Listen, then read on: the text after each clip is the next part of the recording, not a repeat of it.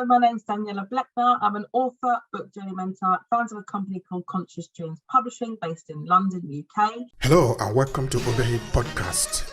I'm your host, Obehi A14, and I strongly believe that everyone has a story to share. Now let's get started with this episode.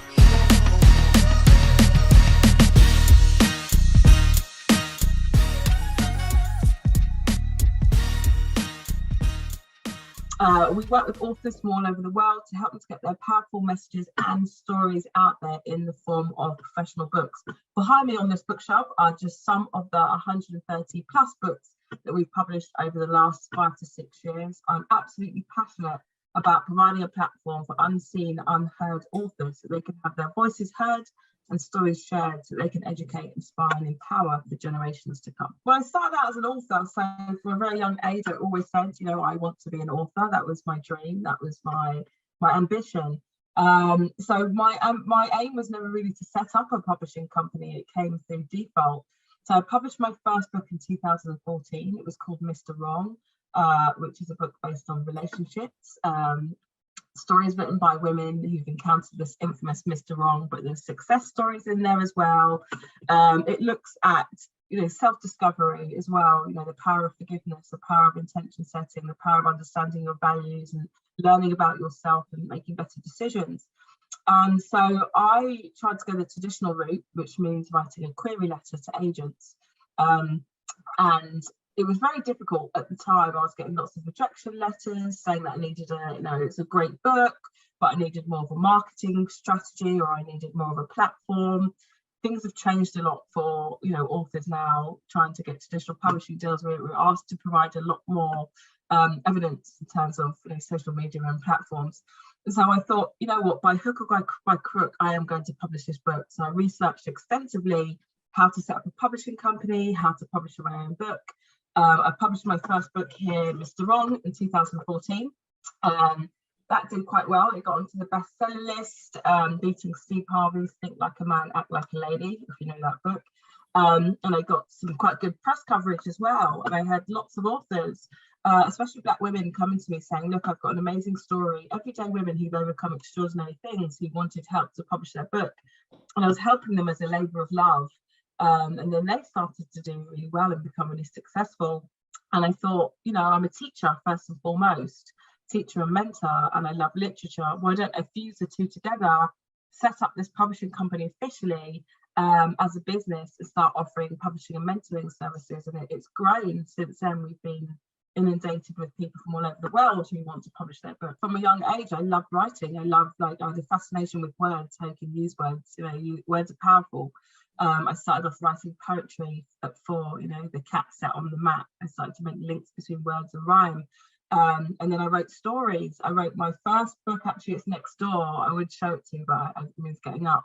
But I've got a book that I made at 10 years old that I glued together. I did all of the illustrations. It was a pop-up book. I had all the writing and I had my own ISBN code at the back. It was just something that I loved doing. So there wasn't anything that, I guess it's a sense of the fact that I love reading myself. I loved escaping away, using my imagination, learning about different magical lands, just things that interest me, learning about information I hadn't learned. So as a young person, I loved seeking knowledge and I loved also fiction books and, exploring imagination. So it was that really engaged me with writing. My mum was originally from Jamaica. My dad was born here in this country. He's a Polish English. Polish Jewish roots, but was born here. His dad came over here as a refugee in the 40s. No, a long time ago. early 1900s. Okay.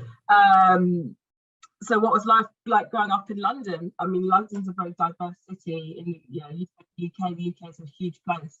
So London is a very different place compared to outside of London, especially when you're moving to more village and rural country areas. So I'm used to living in a very diverse area. I was brought up with a lot of different people from different backgrounds, different cultures, different stories, different races, different religions, and that's, I think, is something that's beautiful and unique about London.